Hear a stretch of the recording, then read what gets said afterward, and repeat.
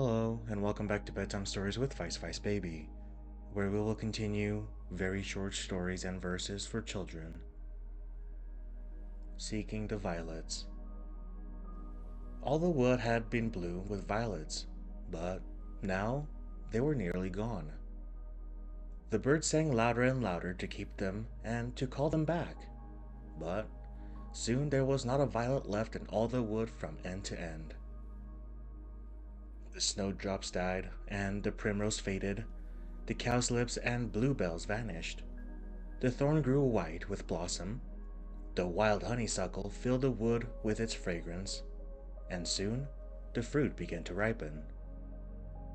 The blackbirds and the swallows and the chaffinches and all the birds they knew gathered round the garden trees and bushes and forgot the woods, until suddenly one day they espied a little child. She was sitting on a chair under a tree. She had a little table before her and a pink ribbon round her hat.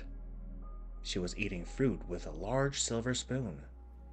The birds were afraid and held aloof until a sparrow chirped and the child looked up, and when they saw how blue her eyes were, they sang out bravely and fluttered round her, thinking that she had brought them news from the violets. But she never looked up again, though the birds crowded on the branch above her and perched upon the table and rubbed their beaks against her plate. She just held on to her hat with one hand, and with the other went on taking up fruit with a silver spoon. "Oh, dear child," a swallow twittered, "perhaps you do not know what is written in your eyes. So many of us carry secrets that we ourselves know last of all."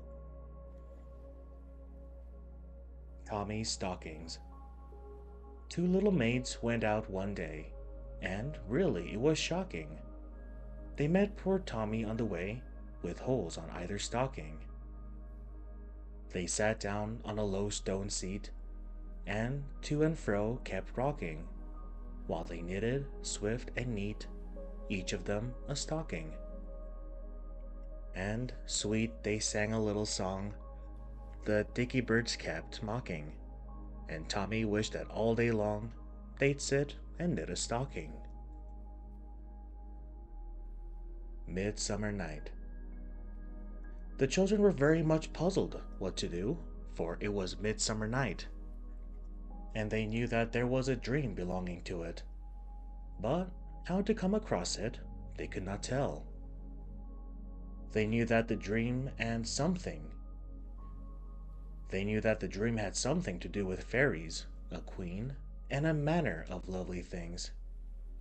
But that was all. At first they thought they would sit up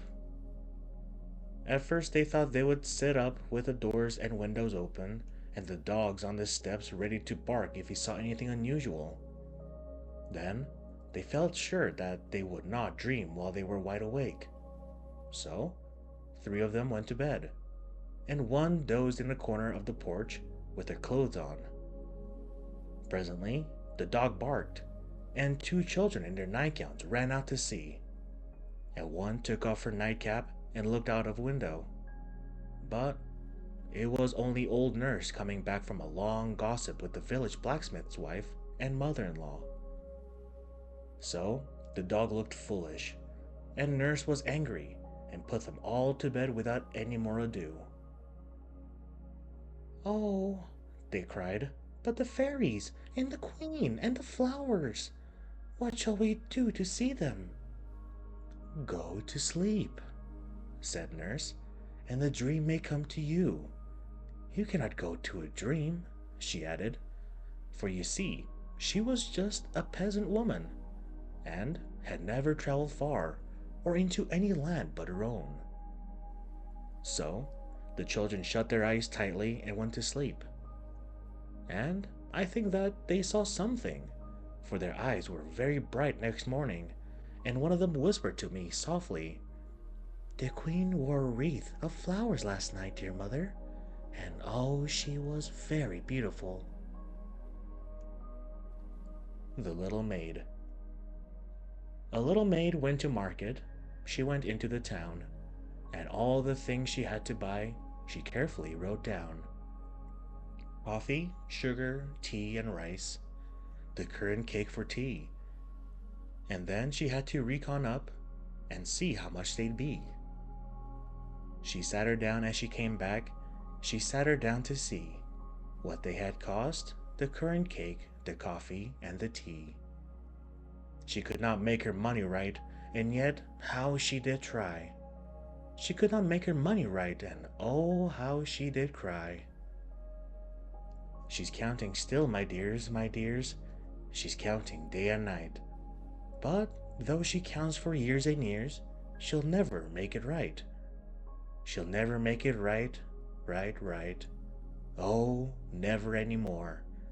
Though she sits counting, count, count, count, till she is 94. Thank you for tuning into this episode of Bedtime Stories with Vice Vice Baby. I hope you'll have a good night and sweet dreams.